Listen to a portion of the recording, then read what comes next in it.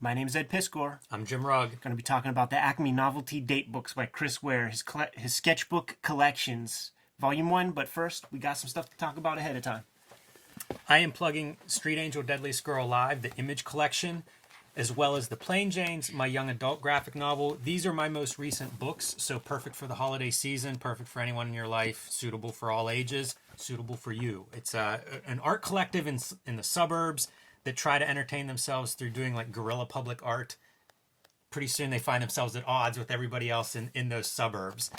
Pretty fun book. And then Street Angel, it's a homeless ninja on a skateboard. Several of these adventures, everything that Image published, plus a few extra stories that didn't see wide publication. So 240 pages for $20. This is my business card. You know, these are some of the best comics I ever made, and available now. Patreon.com/Ed Piskor is where I'm serializing the Red Room comics. $3 to get you the complete archive, and issue 1's up there right now. Serializing issue 2 as we speak, and the imagery is up there to a high resolution, man. You're not going to have to squint to read that stuff. The X-Men Grand Design Omnibus, completely sold out at our level. You might be able to find a couple more of those in stores, but my great publisher Fantagraphics decided to put together the Ed Piskor Studio Edition, and those are selling out quickly. Also available at a high discount on the Fantagraphics website at this moment. Get it while it's hot. Get them while they're available. There will not be reprints of these. And treat yourself to a gigantic Christmas present. Yeah, man. Like, I think I'm getting a workout, man. I'm working out my lats. Just picking it up. Jimmy. Acme Novelty Datebook, man. Let me get this thing. Let's take a look at the amazing design. This is collection. phenomenal. This is one of the most fascinating books I've ever seen. Whenever this came out, Ware had, you don't do this book if you don't sort of have achieved a certain status, and Ware had it at this point. This is post Jimmy Corrigan, one of the more celebrated alternative cartoonists of all time at this point. And so this is a big collection of sketchbook, and he's a bookmaker. You know, we've seen it in other examples that we've shown off with him. So when it's time to do a book like this, you can imagine he is going to pour himself into this task. He's one of those guys that helped usher in the kind of graphic novel boom with Jimmy Corrigan, and Klaus did it with David Boring. They all rode this wave. Black Hole was really important for this super early 2000s period of time, and it made it possible.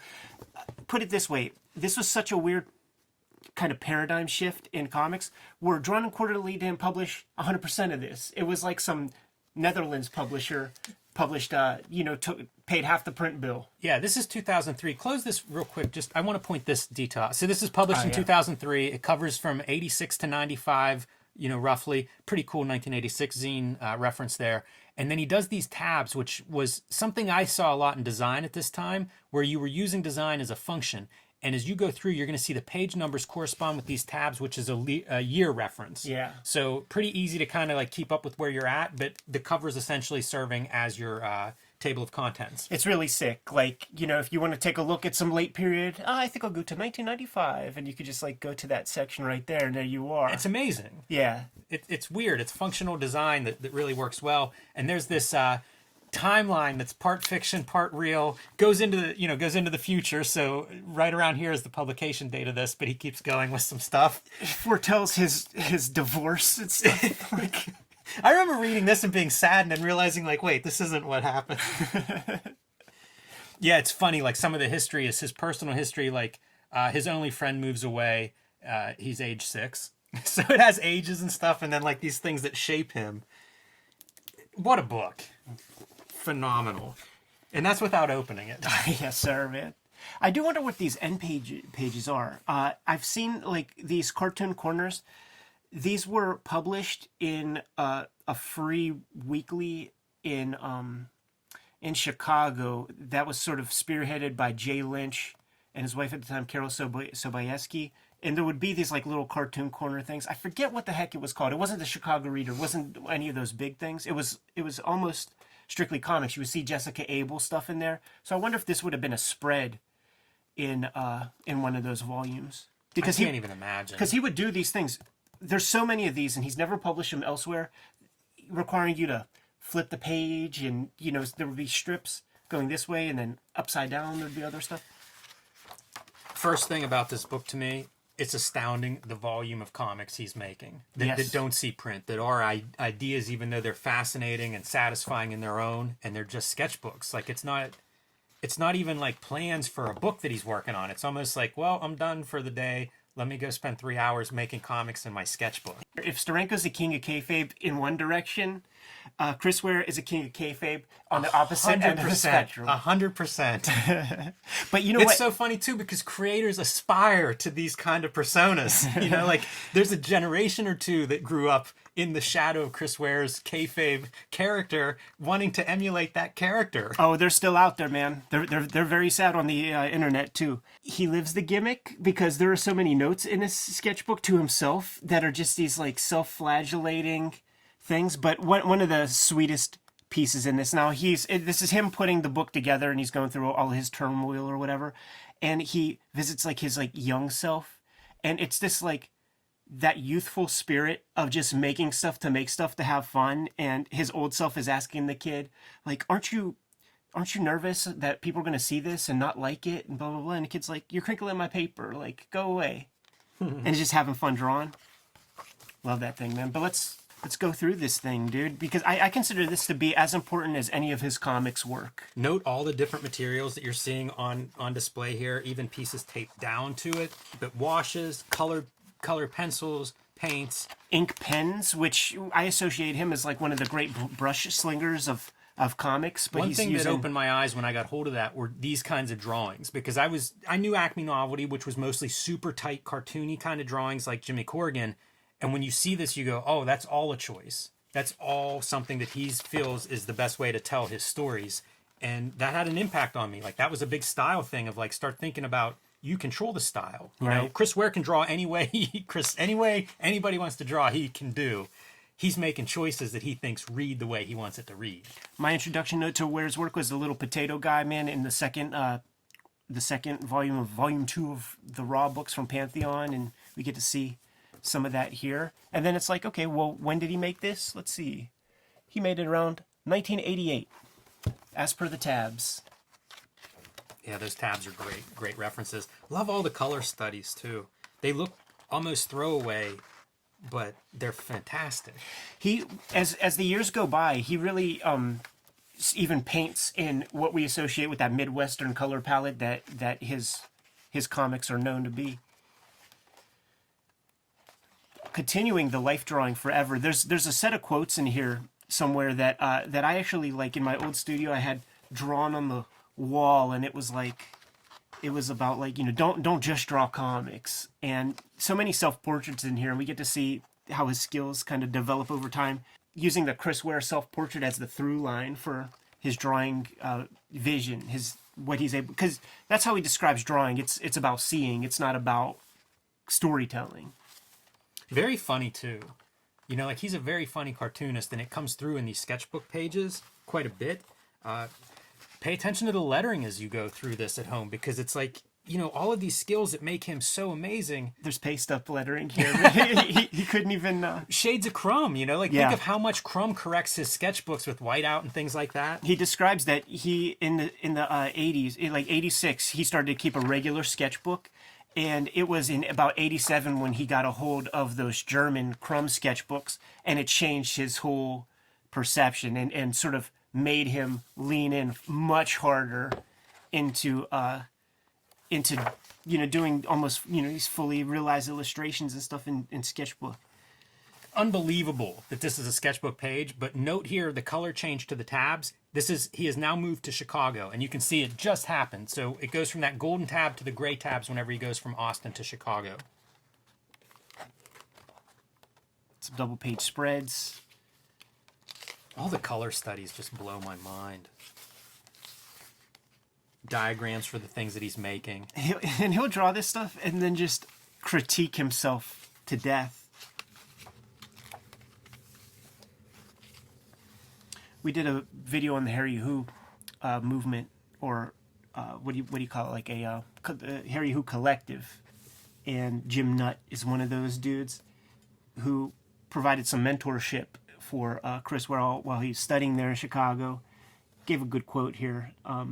You should stop trying to define yourself so self-consciously by doing things that aren't traditional to comics, and maybe start using those things that comics do have instead.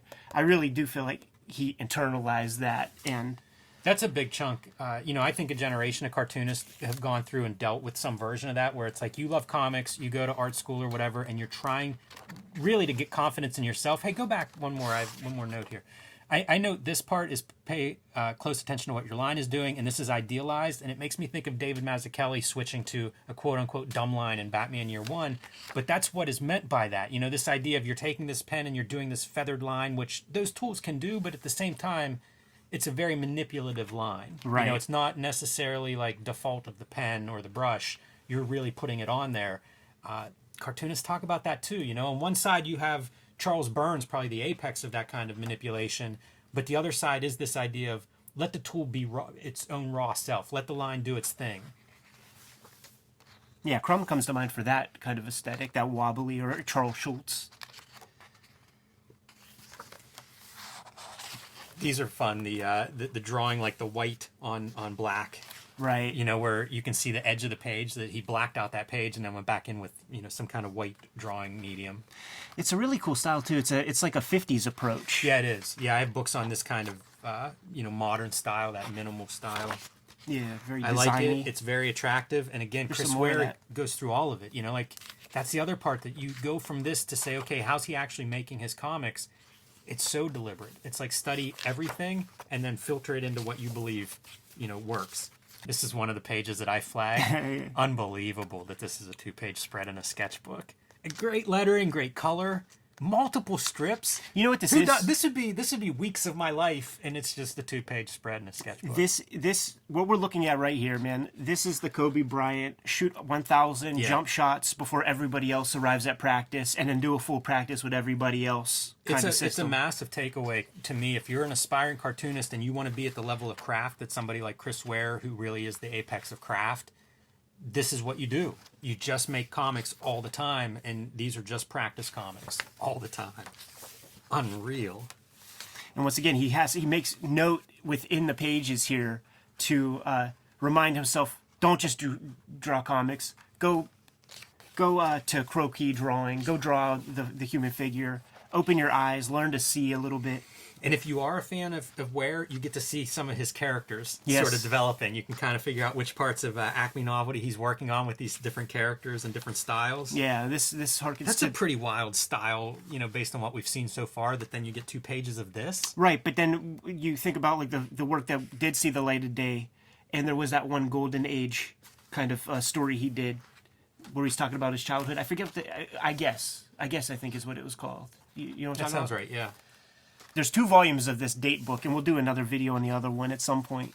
But that's the Hollywood version, where he's able to, like, instead of just going to the closest lake, he's painting lakes in Italy and Angoulême and shit.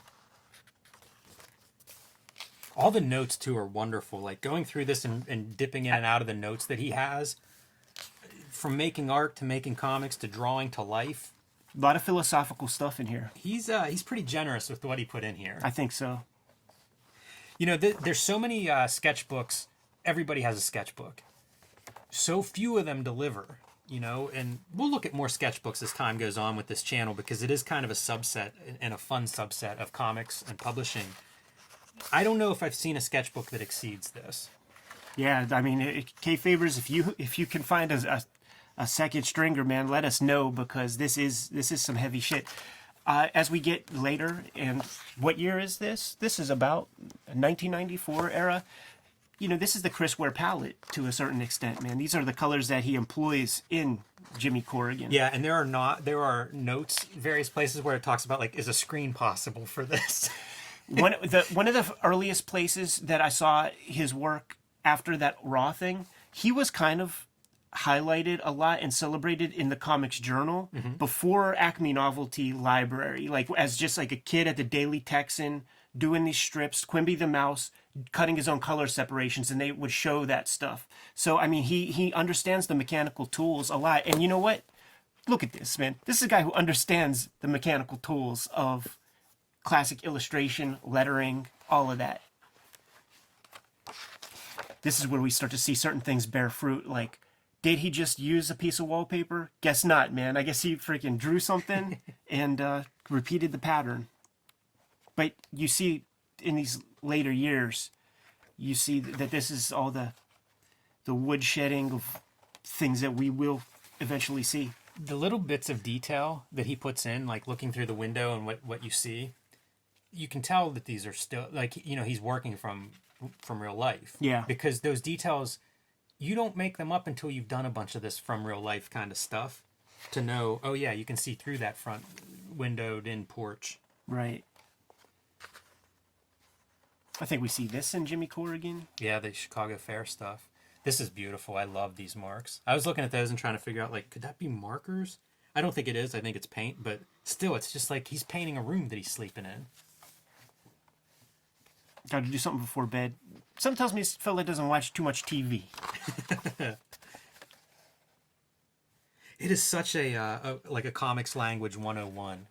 You know, as a fan outsider looking through this, that's what I feel too. Is it's every version of like how you might make marks and describe the world. Every version's represented here. The artist edition was not in existence at this moment. This was, How pretty is that, just for color? yeah, this is probably like the closest thing we had until they started making those artist editions, man. Yeah, that's part of it too. The production on this book is really impressive. I don't know how they got the color reproductions to be as sharp as they are. If this was photographed from his sketchbooks, I really don't know, but man, the reproduction is gorgeous. Right. And that speaks to that partner for Drawn and Quarterly. It's a European publisher, and they go through at one point. He gives credit to like where it's printed, who buy, you know, like it's all presented. Like, you know, this is craftsmen making these books. Yeah, which he's got to love. That publisher, Oog and Blick, they did, in tandem with Drawn and Quarterly, they did several volumes of those Robert Crumb placemat drawing books that are, you know, super stellar. That's part of the package when you're trying to woo Chris Ware and being like, look what we did. Look what we do. Like, we're very detail oriented. We'll do what you want. Yeah. Anyhow, man, it was fun to dust this off the shelf, give it a fresh glance, man, and share it with the Kayfabe crew who might not have been too aware of it, man. It's received multiple printings.